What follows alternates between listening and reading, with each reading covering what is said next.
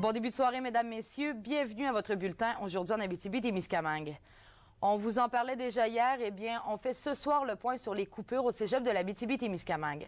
Une dizaine d'emplois seront abolis et la direction ne pourra pas non plus déposer un budget équilibré pour juin. On parle de la situation avec notre journaliste Marc-André Bouliane. Bonsoir Marc-André. Bonsoir Geneviève. Tout d'abord, dites-nous comment les syndicats ont réagi là, à cette nouvelle.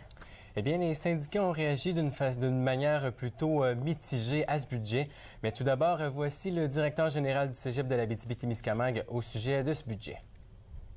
Hier, le conseil d'administration a pris la décision de m'autoriser à déposer en juin prochain un budget déficitaire. On ne pourra pas y arriver. Ça mettrait à risque et en péril la mission du collège, sa capacité de réaliser l'entièreté de sa mission. On déposera donc en juin prochain un budget qui sera déficitaire de l'ordre d'250 000 et peut-être un peu davantage. Maintenant, les réactions tant du côté du syndicat des enseignants que celui des professionnels. Ils accueillent le budget avec parcimonie. Au départ, ils sont satisfaits que le cégep ait tenu tête au gouvernement en proposant le budget déficitaire. Par contre, ils ne peuvent pas endosser les coupures dans le personnel qui, selon eux, vont affecter les services aux élèves.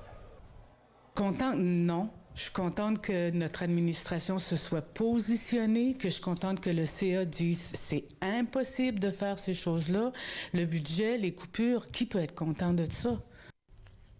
Et Marc-André, le fait qu'il y ait des coupures de postes, est-ce que ça crée des tensions au sein du personnel du cégep? Geneviève, c'est évident que tant chez le personnel de soutien que chez les enseignants, il y a un peu de tension. Du côté comme de l'autre, ils sont dans l'incertitude.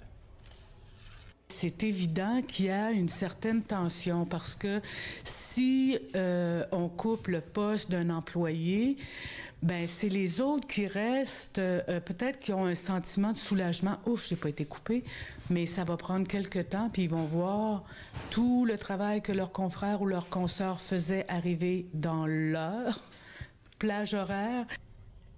Alors, Geneviève, c'est une nouvelle qui vient mal terminer l'année scolaire pour plusieurs, pour ceux qui auront une charge de travail supplémentaire, mais surtout pour ceux qui perdront leur emploi.